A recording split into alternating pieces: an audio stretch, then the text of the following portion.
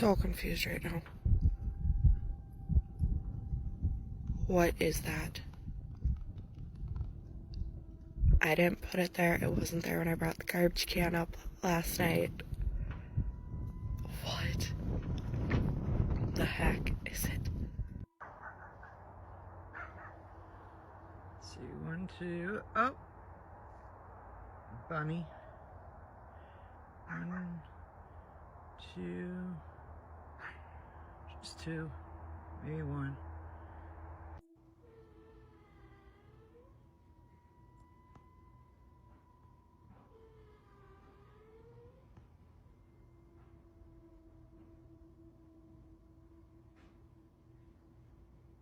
Found creepy carving in the rock.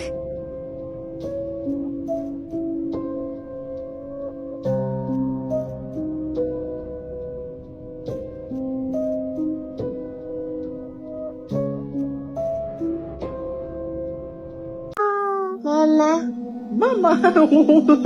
Your mama isn't there. There's no one there. Mama. Are you seeing ghosts? Yes. Oh! That's the man come to see me, Ma. Who come to see you at night? The man. What man? What man? Up here? Uh-huh. I don't eat that.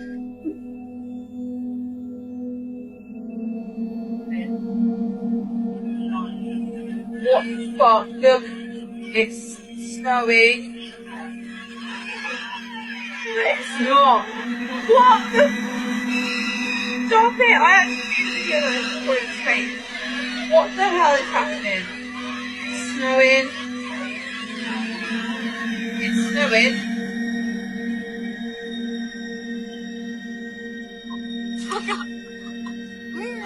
Look!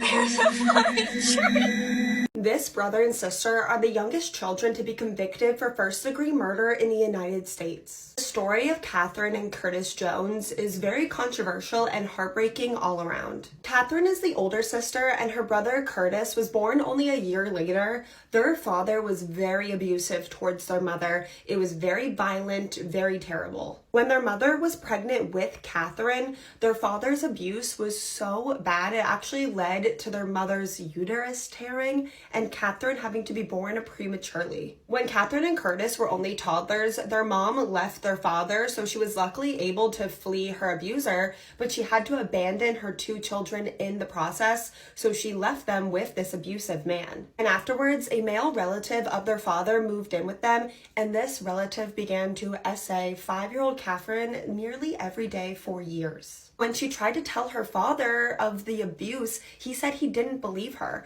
but her younger brother Curtis told Catherine that he believed her because he was also being abused by this relative. Over the next handful of years, CPS would be called at least 3 times to investigate the accusations that the Jones siblings were being physically abused as well as being essayed, and every single time their father pretty much defended his relative and claimed that his 2 children were liars. Even after the CPS agents uncovered that this unnamed male relative had a history of essaying children, he was a registered essay offender and previously was even accused of essaying his girlfriend's daughter when he was living with her, the father still would defend him, and every single time the CPS investigations were dropped. The system that is meant to protect children has failed Catherine and Curtis time and time again, and their own father and mother have failed them as well. By 1999, 3 adults were living with the Jones siblings, their monster relative, their father, and their father's 29-year-old girlfriend named Sonia Spites,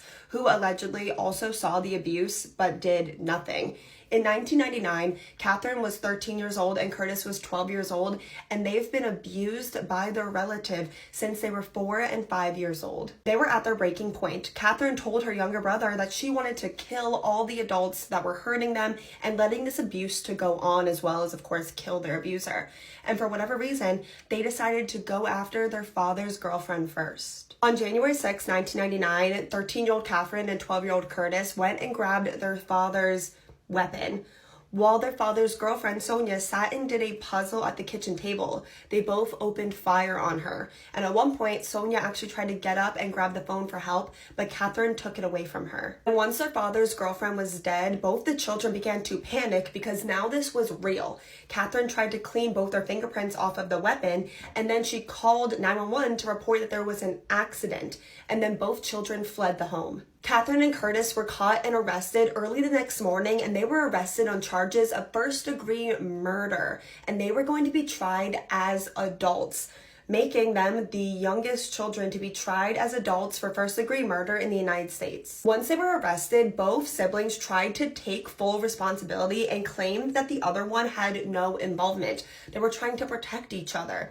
13-year-old Catherine was even offered a plea deal to testify against her younger brother, but she refused. Ultimately, both Catherine and Curtis were sentenced to 18 years in an adult prison.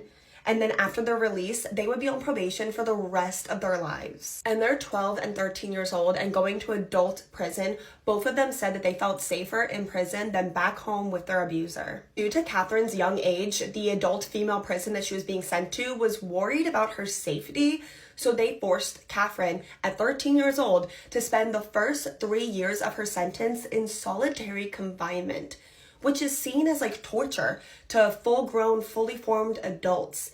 And that's how she spent 13 to 16 years old, completely alone in dark, solitary confinement. And public opinion on the Jones siblings were completely split. There were people in 1999 that saw these children as cold-blooded monsters, and then there were other people that saw them as traumatized children that the system completely failed. And that it was very unfair that these children were being tried and sentenced as adults, having to spend their sentences in adult prison. And there's a lot of people that believe that it possibly would have gone a little bit different if they had been white. In 2016, Catherine was released from prison at age 30. She is now married, she's a mom herself, and she's a huge advocate and voice for victims and for fair sentencing for juvenile offenders. And her younger brother, Curtis, was released the following year, also at age 30, and he is now an ordained minister. So it seems like both of them have been rehabilitated and are trying to live better lives. We've talked about child killers before, and it's always an interesting conversation in the comments about if you think child killers can be rehabilitated. Do you think that juveniles should ever be tried and sentenced as adults, or is it a case-by-case basis? Let me know all your thoughts on this in the comments. Let me know what case you want to see me cover next, and I will see you guys next time. This is how cold it is in Canada.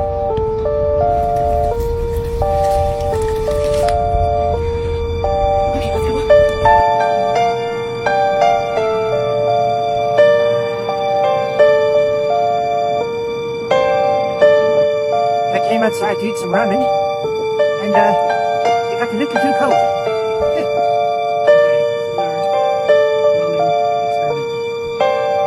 Okay, this is our case.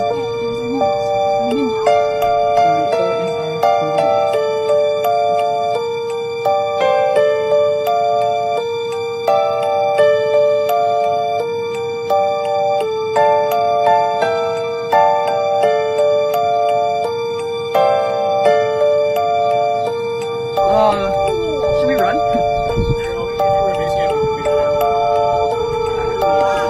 Oh my god. Oh my gosh. Holy. Yeah, maybe. Don't watch these found footage movies unless you want to think about them a long time after you're done. They're some of the most underrated found footage movies ever made. I'm Chuck. I'd love to be your movie guy. Hit the like button, give me a follow, and this is 5 underrated found footages I promise you'll never forget. A Necessary Death is about this kid named Gilbert who's a filmmaker doing his senior thesis, and he wants to film somebody from the inception of the idea of taking their life, from the planning all the way to the ending. And he does this with his friends, and he finds this English guy who has a brain tumor, and they film it all. This one is fucked up. Exhibit A is about this seemingly normal family that's going under life terms, real life pressures like financial strain, and their father's hiding a secret, and Judith has recorded everything, and her camera footage becomes Exhibit A. You will never forget it. Capture, Kill, Release is about this couple that decide to kill somebody just for the fuck of it, but one of them decides that they don't want to do it, and you'll never guess where this goes, but Capture, Kill, Release is fucked up, and it's a banger. Real is about this filmmaker named Todd Smith, who's a YouTuber that wants to make the most shocking movie ever made. Little does he know his biggest fan, Slasher Victim 666, is making his own movie. The last 20 minutes of this, you will never, ever forget. There has never been another film to affect me the way that 0 Day affected me, and I will never forget this film, and I may never watch it again. It's about two young students that plan to do something on 0 Day, and if you use your imagination, it's about an incident at a school, and this feels real, it's sad, it's fucked up, and you will never, ever forget it. As always, let me know what you think of this list and if you would like more lists. I'm Chuck. I'd love to be your movie guy. Hit the like button. Give me a follow. I never want to watch this film again, and I don't think that you should watch it either. Last year, I watched a lot of really disturbing movies, and this is by far the most disturbing film I watched all year last year. My name's Rookie. I like disturbing movies, and I'm talking about Goodbye Uncle Tom. Not much phases me when it comes to disturbing content. I've been reviewing it for a very long time. I've been watching it for even longer, but this is a completely different type of experience. I don't think that I have the right voice to really critique this film and its impact, or what it's trying to do, or how it's trying to exploit something so big and so awful. So as you can see above me, this film is about two filmmakers who go back in time to pre-Civil War America in the South, and their goal is to film the slave trade. I found this movie to be needlessly offensive. I found this movie incredibly upsetting to see, and I was asking myself, how was this even allowed? And I know that back in the day, health and safety and you know, actor safety and child safety wasn't as important as it is today. But even still, there are things shown in this film that should never be filmed. Things happen to people in this film that could not have consented to the things happening to them, and it's awful to watch. This film is traumatizing in every aspect. It leaves an incredibly nasty taste in your mouth, and it feels like it was made for all the wrong reasons. And that's why it's the most disturbing film I watched all last year.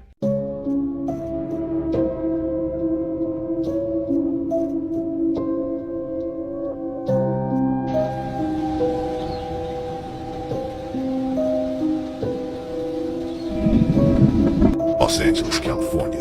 A woman comes home with her son. Little does she know, there's a creeper following right behind her. Go shower really fast. I need you to go shower. Please, Daniel. What's that?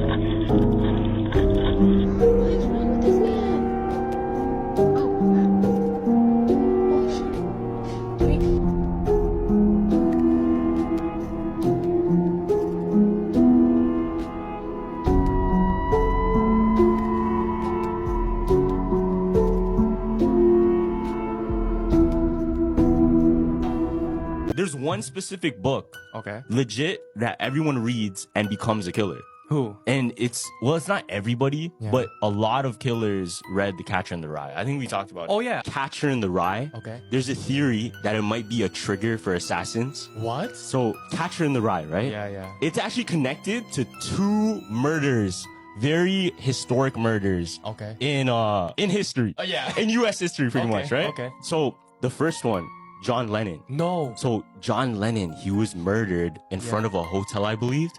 Yeah. And this murder, this guy that killed him, Yeah. the police asked him, like, why did you do this? Why did you do this? Why did you want to do this? Yeah. He said, everything you need to know is in the book, Catcher in the Rye. What? Yeah, so everybody's puzzled, like, why Catcher in the Rye? Why Yeah, Catcher in the yeah. Rye, right? Now, another murder. Actually, I think it was an attempted murder Okay. for the president of the time, Ronald Reagan. So somebody tried to kill him. Okay. And when they caught him, Yeah. he said the exact same thing. Yeah. What you need to know is in the Catcher in the Rye. Holy smoke. So I think professors in universities, they try to study like what could have triggered them to cause that, right? Yeah. So if you look into it, Catcher in the Rye, it's almost as if it was written to make people hate. So throughout the book, the main character Holden, Yeah. he's talking about, oh, this person's a phony. Yeah. This person's a phony. I should shoot them. This Okay. person's a phony. So it's almost like a brainwashing. Yeah. Throughout the whole book, it's a hate on society. Okay. It's a hate on people. It's a hate on just life. Okay. So there's one really, really like scary line in the book. It's like, I wear this hat all the time. And it was this red hunting hat, right? It's my shooting hat. I shoot people with this hat. Oh nah. So at the end of the book, right, he has this realization, like, I'm gonna be the catcher in the rye. And what that is the one to save the kids in the rye. Like looking for people that get lost, right? Yeah. And there's this whole idea of it that even though he's a villain in some people's eyes, Okay. he thinks he's the hero by helping the lost. Yeah. By helping the lost. And so these murderers and these like people that have those thoughts in their head, if they read that book, They're gonna just they're become more likely to do a murder. What?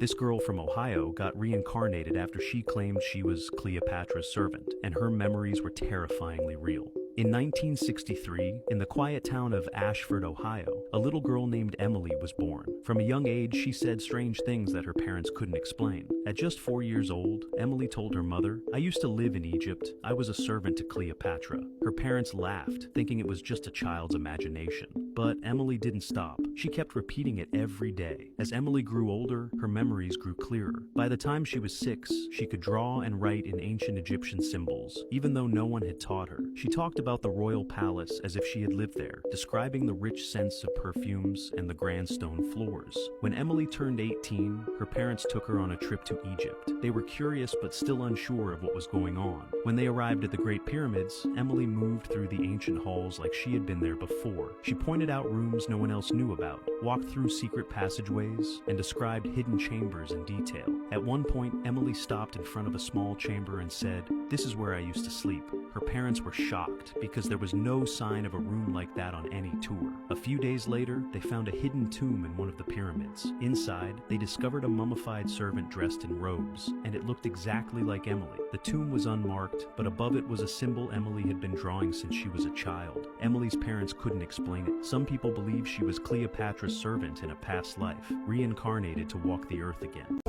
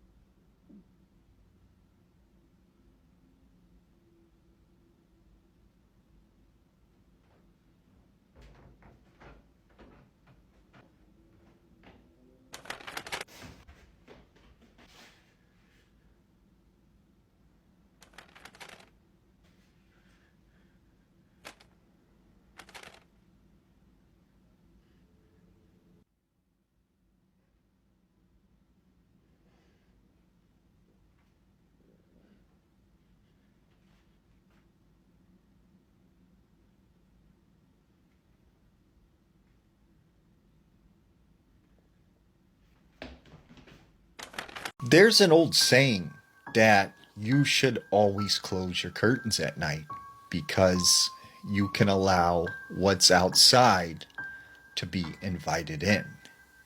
Now, this is a story from Eastern Tennessee. There was this man named Levi, and Levi said he lived in this house that was right next to the woods. And he said this particular night, he went to bed as usual, and he started having this dream. And he said in this dream, there was this man staring at him from his bedroom window. Said he had pale white skin, no nose, no mouth, and these solid black eyes. And on top of his head, he had a couple scraggly pieces of hair. And he said he was just looking at him in this dream. And then all of a sudden, he said he heard a voice say, "Come outside." And he wakes up, and he said right away he looked out his window, and sure enough, that man was standing outside of his window. And then he just took off into the woods. So he was kind of a little freaked out by that, but was like, maybe I was just dreaming that still, and it was all in my head. Until he looks at the window and he sees what looks like a face print. A couple weeks later, David said, he goes to sleep, and this time he has a dream. He's in his house, and he's walking into his kitchen. And he said when he looked out his back kitchen door, he could see this same man, creature, whatever you want to call it, outside on his back porch. And he said this thing was sort of bent over, and it was pacing back and forth, just moving its shoulders. He said it then stopped at the door window, and it turned and it looked at him, and it said, "Come outside." And he said he woke up, and he was like, man, that dream just felt like really real. So he walks out to his back porch, and he looks, there's no one out there. But when he looks down at the snow on the porch, he can see what look like footprints. So David didn't know, Levi didn't know what to make of this. And he, at the time, just thought, it was just bad nightmares he was having. So a couple weeks later after this, he goes to bed again one night. And he says he has this dream. And in this dream, once again, he's in his bedroom, laying in his bed. And he says he hears the front door open. And he said all of a sudden he heard footsteps kind of, moving through the living room, down the hallway. And then his door opens.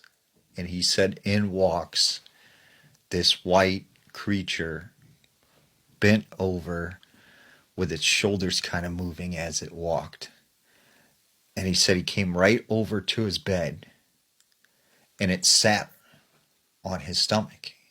And he said the whole time he just couldn't move. He said this thing just kind of was like smiling at him as it's sitting on top of him. And he said it turned and it looked at him and it said, "I said, come outside." And then he said he lifted up his arm and it scratched him right on his side. He wakes up and it was like, that seemed all too real. He lifts up his shirt, and in the place where he got scratched in the dream, he had this huge scratch. And so the next day, he goes to his neighbor's house, and he's like, hey, this is going to sound weird, but have you ever seen sort of like a weird guy that's been, looking in windows or anything? And he said his neighbor just turned and had this shocking look on his face. And he was like, You mean the pale white guy with, a couple strands of hair and the solid black eyes? And he's like, yeah, how did you know? And he goes, when I first moved here, I used to leave my curtains open and I would see him peeking in my window, and he would tell me to come outside. And he said, so after that, I started keeping my curtains closed at night. And so Levi said after he had heard that, he never slept at night without the curtains closed in his bedroom.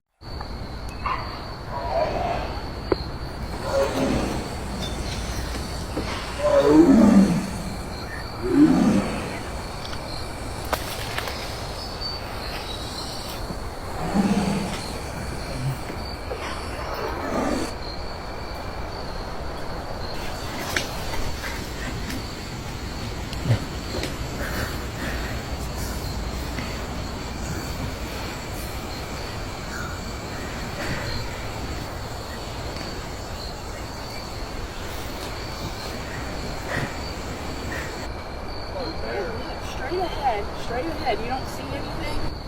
Probably a bear. Well, no, that's that. Let's go downstairs. That's Bigfoot. Come on, let's go.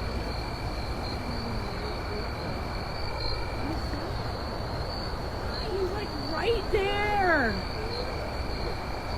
He's right there. It's Bigfoot. Yes, I just got home and I see this hole in my wall, and next door I have a really creepy neighbor. Let's see. What the? Oh my god! Oh my!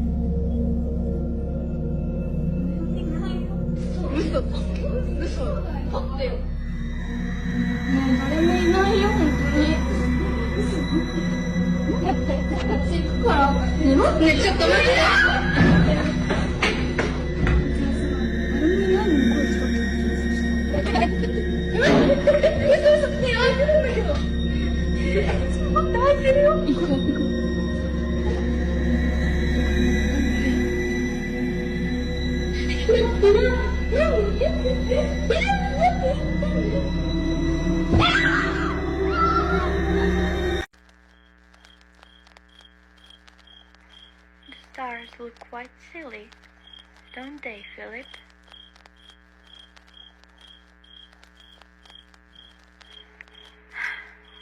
Whatever.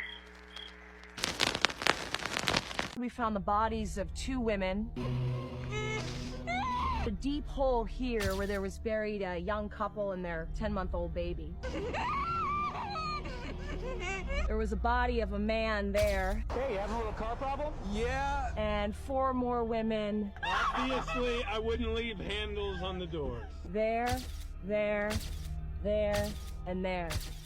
Until we got our hands on those tapes, we had no idea what we were dealing with. Whenever you hear the word serial killer, you always think of the big names. Ted Bundy, Jeffrey Dahmer, John Wayne Gacy Jr. His intestines had been pulled out and strewn around like they were Christmas tree lights. But no one ever seems to think about the ones who haven't been caught. Or even worse, the ones who are so good at what they do. If I was the big bad wolf, there's nothing you can do about it. This is nothing. He doesn't even know what he's doing yet. That they play games with the authorities just to prove that they'll never be caught unless they choose to be. Often the serial killers who avoid detection and capture are the ones who are especially good at disposing of bodies. And it's estimated that there's still 25 to 50 active serial killers even today. If this documentary thing you're making ever gets to the theaters, he won't be able to help himself. This one is called The Poughkeepsie Tapes. It is a found footage mockumentary film that does an impeccable job of exploring the very concept of a serial killer. He'll see this movie as many times as he can. We'll keep an eye on as many screenings as we can because he'll be there. In fact, it did it so well that back in 2008 when it came out, the vast majority of people who saw it thought that this was totally real. It's not, it's just a movie. So if you would like to watch it for yourself, once again, it is called The Poughkeepsie Tapes and it is available on Tubi for free. Hey Dad, look at Carlin! Get up here, Carly!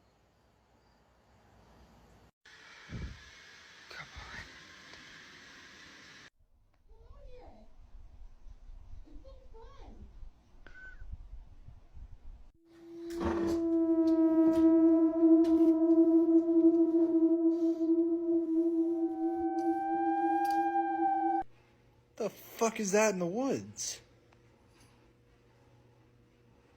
Hello? Hello?